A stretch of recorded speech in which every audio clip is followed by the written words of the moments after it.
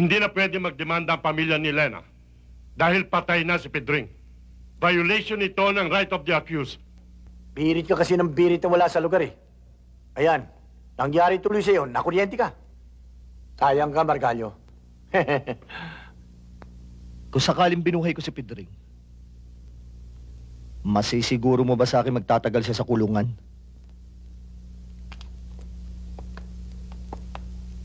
Maimpluwensya at malakas sa langit si Pedring, sir.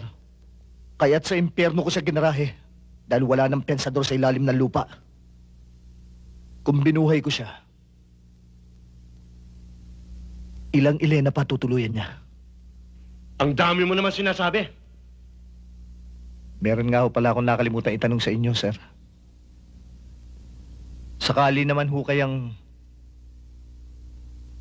si Dante nakahuli kay Pedring at tinuluyan niya to, masuspindi rin kaya siya ng tulad ng pagsususpindi niyo sa akin ngayon? O poprotektahan niyo? Inaakusahan mo ba ako? Hindi ho, sir. Nagtatanong lang.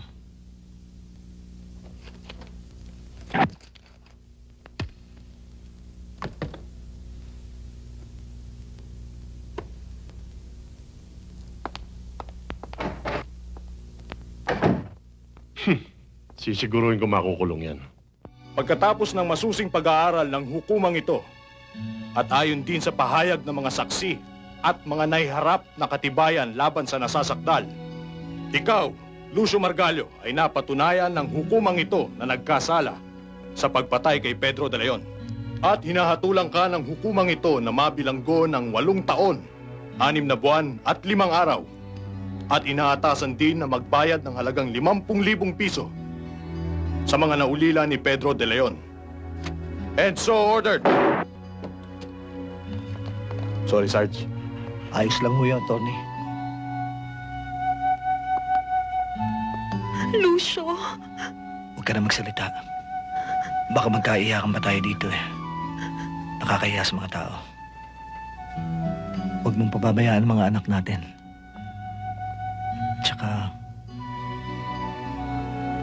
isipin mo nagbabakasyon lang ako.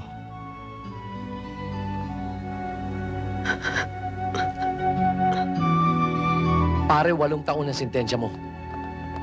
Mahaba-haba, pero huwag kang mag-alala. Aapila ako.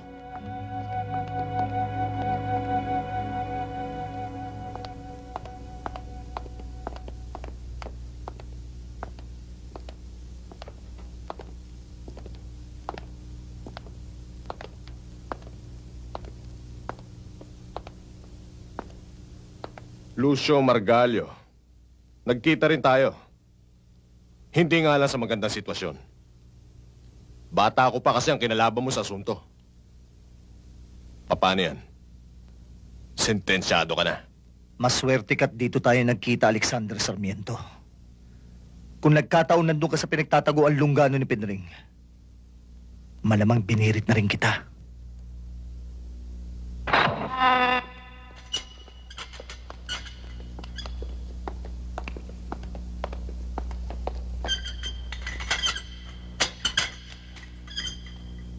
Sir, ingat lang ho kayo sa loob. Salamat. Kosa, si Margalyo. Tago mo kargada natin. Bakit? Wala naman tayong atraso sa kanya. Tarantado ka ba? Kapag napanaginipan tayo niyan, patay tayo. Mayor, si Margalyo.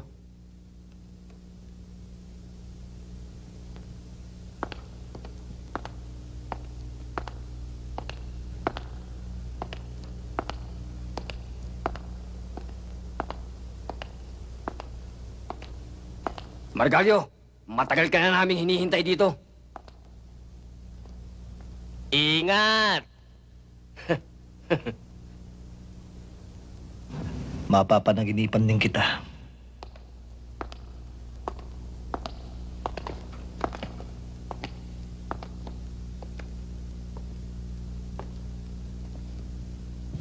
Sargento Lucio Margalyo, akala mo siguro hindi ka makukulong dahil pulis ka. Pues, ngayon, pasok ka sa butas.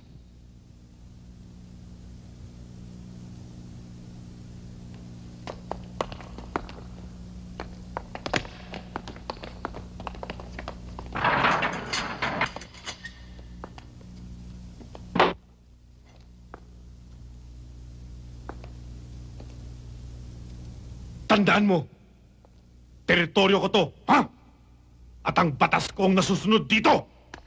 Pag sinabi ko, sa takip ka ng Arinola kakain, doon ka kakain! Tama! Pag sinabi ko, sa Casillas ka matutulog, doon ka matutulog! Tama!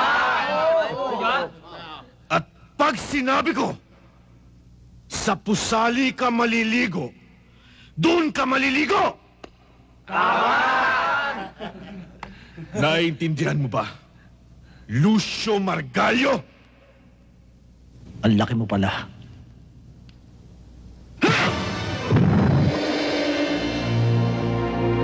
Ang laki mo palang lampa.